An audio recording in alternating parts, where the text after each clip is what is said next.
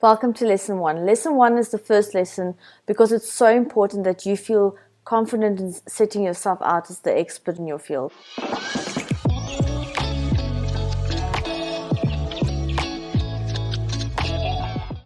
You want to obviously have an online presence for your business for the following reason. You want to be able to drive traffic to your services.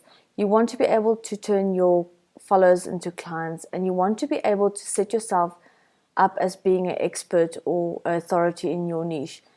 This will drive traffic. You've got no idea how much people will believe in you so much more if you come across the right way. So how do you drive this traffic to your business? The first thing you need to do is to position yourself as an expert in your niche.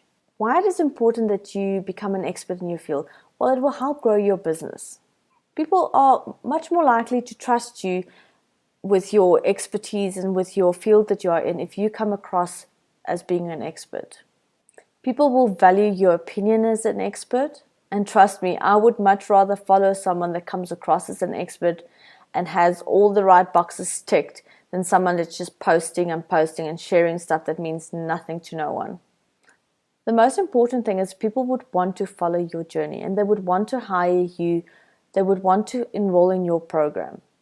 And the most amazing thing, when you are an expert, you get to choose who you want to work for, or work with rather. Because when you start off, you literally take on any client that you can get, regardless of whether you are 100% you can get them results. It is important that you know that at an expert level, you can say, okay, these are the people I do want to work with. These are the people I can get results with, and say no to the rest. This lesson is the first lesson in this program because you need to be confident. To be an expert, you need to be really confident in your processes that you've got and the results that you can get. Yes, there's going to be times where you are going to feel very overwhelmed because the people you look up to have got so many followers on Instagram and Facebook.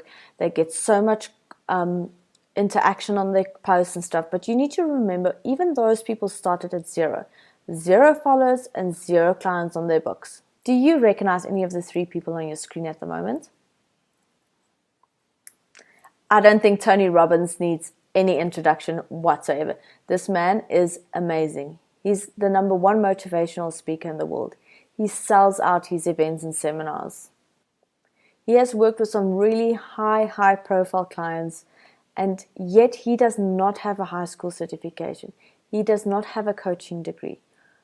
He started off his career as a janitor. Marie Forleo wanted to become a life coach at the age of 23. Now, she had so many people knocking her down for being so young that she got to the point where she would not meet people face to face. She would literally only meet people over a phone call so that she did not have to show herself.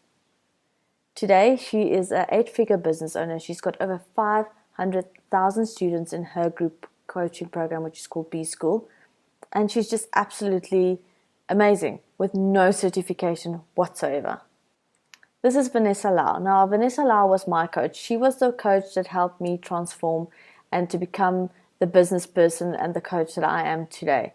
Now, she has sold out her one-on-one coaching program and then started her own group coaching program where she has consistently had 10K months. And that is dollars, not South African rands.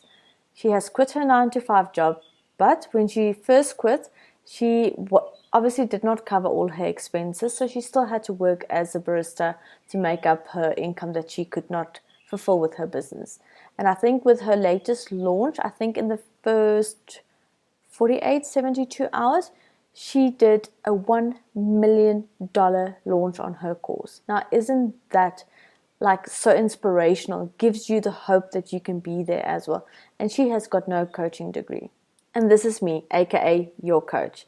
I've got no marketing degree yet. I was a cluster marketing manager for the Radisson Hotel Group here in South Africa. I have had no previous experience or years and years behind me with marketing and stuff like that. I had a little bit of technical accounting background. I've got a little bit of fashion design background, but I've never gotten a degree in anything. I do not have a degree in social media management. I do not have a degree as a marketing person. Yet I was able to grow my Facebook account to over 18,000 followers. I was able to grow my Instagram to almost 4,000 followers. And now I've got retainer clients. I've got people on my books that I have worked for with the last couple of years, like a year and a half or so. And I'm only growing. I'm only building my business. I now have a coaching program where I teach students like you how to get the results that I've gotten. And I'm so excited that I'm able to be a story for someone else. I'm able to be a motivation for someone else. To become an expert can be really hard. Just as how you are probably feeling or will probably feel during the course of your entrepreneur business and stuff like that, you will see that there will be times where it will be hard.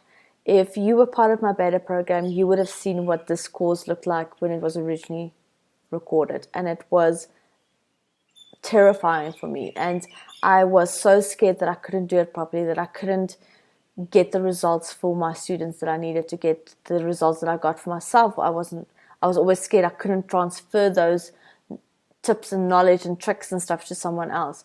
But just do it, guys. Just put yourself out there, do it. Build your business, build your brand, and you will always have those moments where you get imposter syndrome, but work through it.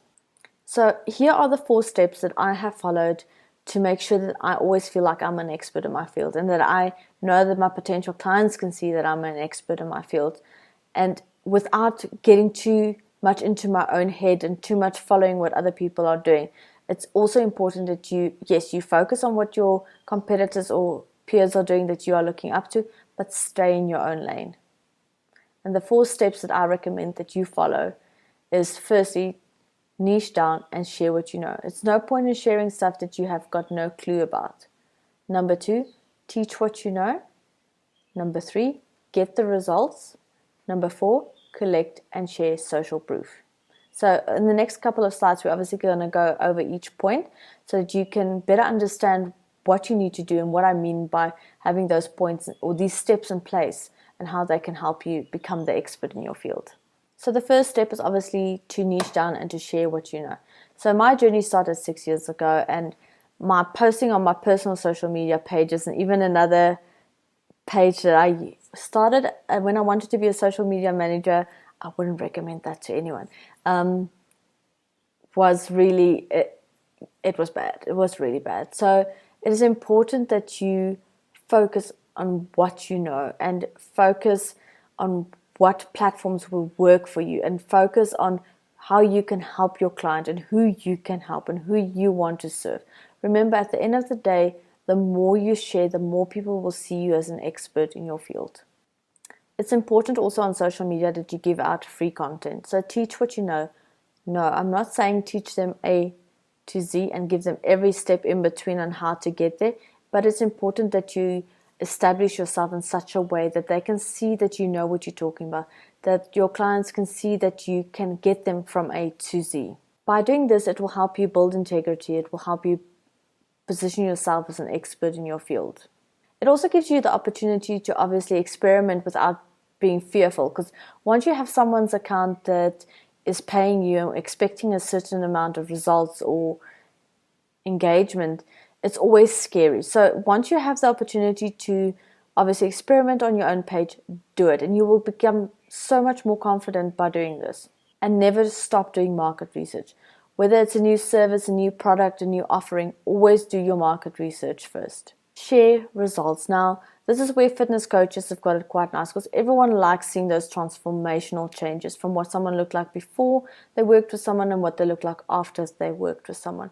Now, I like doing that, for example, with my Instagram feeds, what it looked like before I worked with the client and what it looked like after I've worked with the client. I also like doing your analytics, your insights and stuff like that, and what it would look like when an ad was done, Facebook ad was done properly, and what it would look like if it was done badly, so that they can see the difference. It's always a pro tip that I've got for you is if you want to kill the imposter syndrome. So basically, you don't want to say no to every client in the beginning. I get that. But if you want to kill that imposter syndrome, let the client know what they can expect working with you. Make sure you understand what it is that the client is expecting when they work with you. If you, for example, are a social media manager and you only believe in organic growth, if you then have someone that wants 10,000 new followers in the next 3 months, with your services that you've got as organic social media manager, I can guarantee you it's going to be either very, very hard work and very long hours to get that client what they want, or it's going to be a waste of your time, and the client's going to end up being upset. Rather have a happy client that understands exactly what they can get from you, and those clients will be a word of mouth for you. They will recommend you to other people. So what type of results would clients want to see when they work with you? It's important that you, like I said in the previous slide, that you know what their expectations are. It's important that you know what their burdens are that they want you to remove, the struggles they want to get solved. So you need to be able to communicate to your clients, or at least know who your ideal clients are and what their frustrations are.